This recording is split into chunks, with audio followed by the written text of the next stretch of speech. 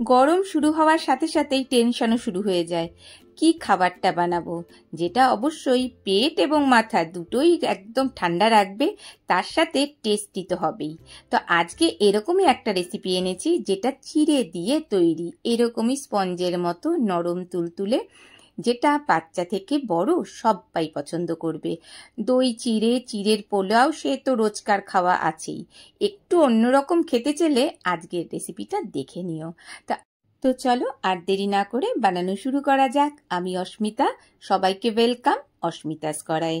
তো চিড়ের যখন রেসিপি, চিড়ে তো লাগবেই। তো এখানে 1 কাপ ভরে নিয়ে নিলাম চিড়ে। এখানে যদি মাপে বলি তাহলে 100 গ্রামের মতো চিড়ে আছে। আর এটা কিন্তু মোটা চিড়েটা নিয়ে নিয়েছি, যেটা দিয়ে আমরা পোলাও বানাই না, সেই চিড়েটা। এবার চিড়ে যখন, তো এটাকে 2 থেকে 3 বার অবশ্যই ভালো মতো করে ধুয়ে নেব। নিয়ে একটু জল দিয়ে এটাকে কমপক্ষে 20 মিনিটের মতো এরকম ভিজিয়ে রেখে দেব। এর সাথে সাথেই নিয়ে নেব সুজি। এখানে মোটা সুজিটা নিয়ে নিয়েছি, এটাও তাই 100 গ্রামের মতো হবে। আর এখানে 1/2 কাপের মতোই সুজি নিয়ে নিয়েছি। তার সাথে নিয়ে নিলাম 1/2 কাপ ঘরে পাতা টক দই। এখানে কেনা টক দইও চাইলে পরে নেওয়া যেতে পারে। দিয়ে খুব ভালো মতো একসাথে এটাকেও মিশিয়ে নেব। মিশিয়ে এখানে কিন্তু জল খুব বেশি দেব না, এইরকমই শুকনো শুকনো করেই মিশিয়ে রেখে দেব। মোটামুটি এটাও তাই 15 থেকে 20 মিনিটের মতো ভিজিয়ে রাখবো। এবারে এর সাথে একটা চাটনি বানাবো। তো চাটনিটার জন্য নিয়ে নিলাম ছোলা, একদম খোসা শুদ্ধ ছোলা নিয়ে নিলাম। ছোলাটাও কিন্তু গরমকালে খাওয়াটা ভালো। তার সাথে বেশ অনেকটা পরিমাণ নিয়ে নিয়েছি ধনেপাতা, আদা আর 2টো কাঁচা লঙ্কা। আর নিয়ে নেব 2 চামচের মতো নারকেল কোড়া আর অল্প নুন স্বাদ মতো। আর তার সাথে লেবুর রস। লেবুর রসটা নিজের ইচ্ছে মতো দিতে হবে, যদি চাও তাহলে এটা কিন্তু একদম স্কিপ করা যেতে পারে। জাস্ট চটপটি ভাবটা আনার জন্যই এখানে লেবুর রসটা দিয়ে নিলাম। দিয়ে এবারে একটা পেস্ট বানিয়ে নেব, একদম স্মুথ একটা পেস্ট বানিয়ে নিতে হবে।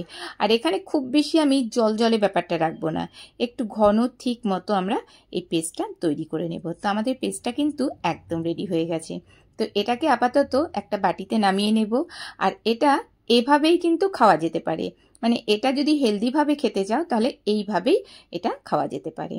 তাও আমি এটা চটপটি ব্যাপারটা একটু আনার জন্য, বাচ্চাদের ক্ষেত্রে একটু চটপটিটাই বাচ্চারা পছন্দ করে।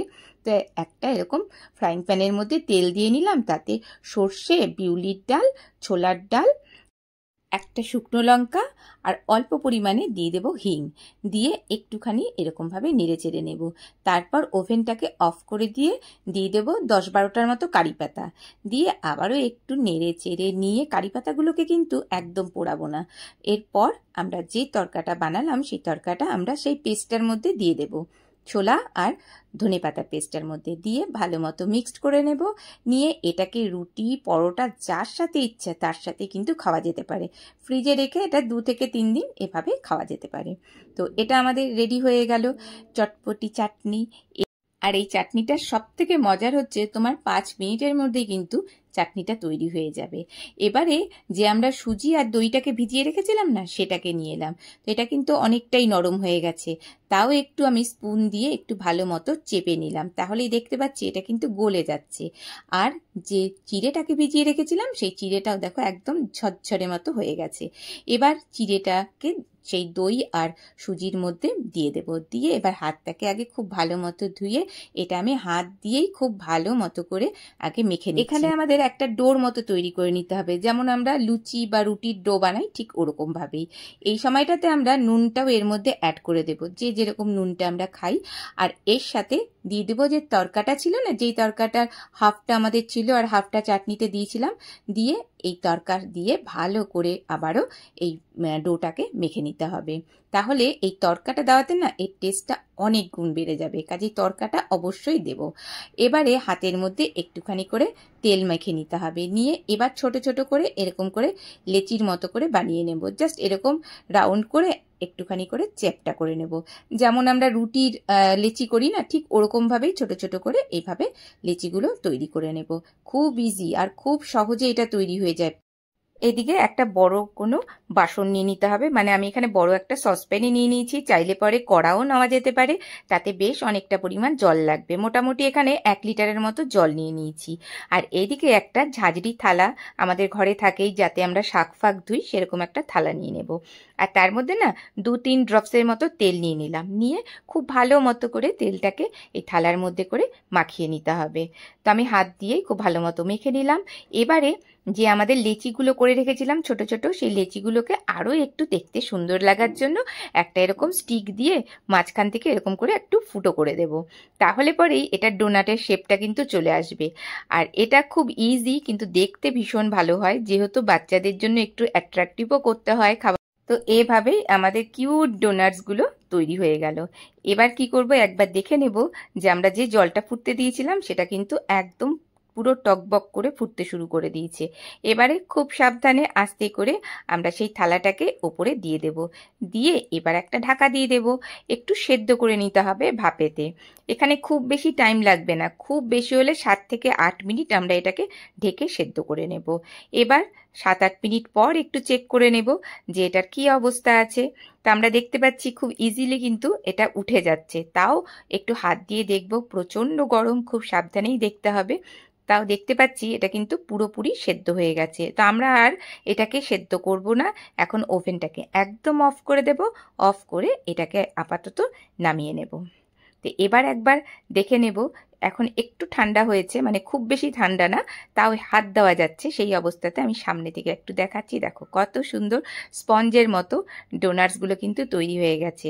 এটা এই অবস্থাতেই কিন্তু খাওয়া যেতে পারে, তবে এটাকে আমরা আরও একটু টেস্টি করার জন্য, মানে আরও একটু চটপটি করার জন্য এরকম একটা শুকনো লঙ্কা নিয়ে নিলাম। তো সেটাকে একদম লম্বা লম্বা শেপ করে এভাবে কেটে নিচ্ছি।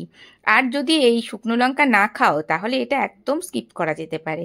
আর এবার নিয়ে নেব কারি পাতা, কারি পাতাটাকেও তাই এরকম লম্বা লম্বা শেপ করে কেটে নিচ্ছি। মানে যে কোনো খাবারের সাথে সাথে দেখারও একটা ব্যাপার আছে, তাই তো। এবারে একটা এরকম ফ্রাইং প্যান বসিয়ে দিলাম, তাতে নিয়ে নিলাম তেল। এখানে তেল নিলাম জাস্ট 1/2 চামচের মতো তেল নিয়েছি, তাতে সর্ষে, বিউলির ডাল, ছোলার ডাল, জিরে দিয়ে দিলাম। দিয়ে এবার একটুখানি ফ্রাই হয়ে গেলে পরে কাঁচা লঙ্কা 2টো এরকমভাবে ছোট ছোট পিস করে কেটে এর মধ্যে দিয়ে দিলাম। কাঁচা লঙ্কাটা দেওয়াও যেতে পারে, নাও দেওয়া যেতে পারে, তবে কাঁচা লঙ্কার গন্ধটা কিন্তু এখানে ভীষণ ভালো লাগে, কাজে কাঁচা লঙ্কা খেলে অবশ্যই দিও। আর এবারে আমাদের সেই কিউট ডোনাটসগুলো এর মধ্যে দিয়ে দিলাম, দিয়ে এবারে একটুখানি নেড়ে চেড়ে নিতে হবে।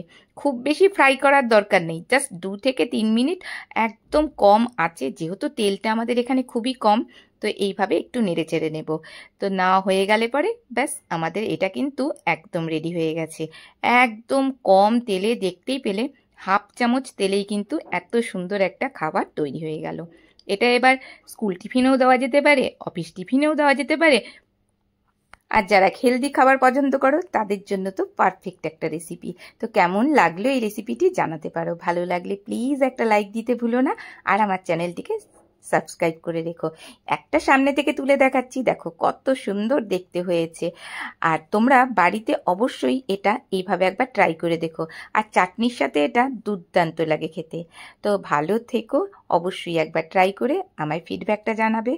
আজকে এই পর্যন্তই, চলো টাটা।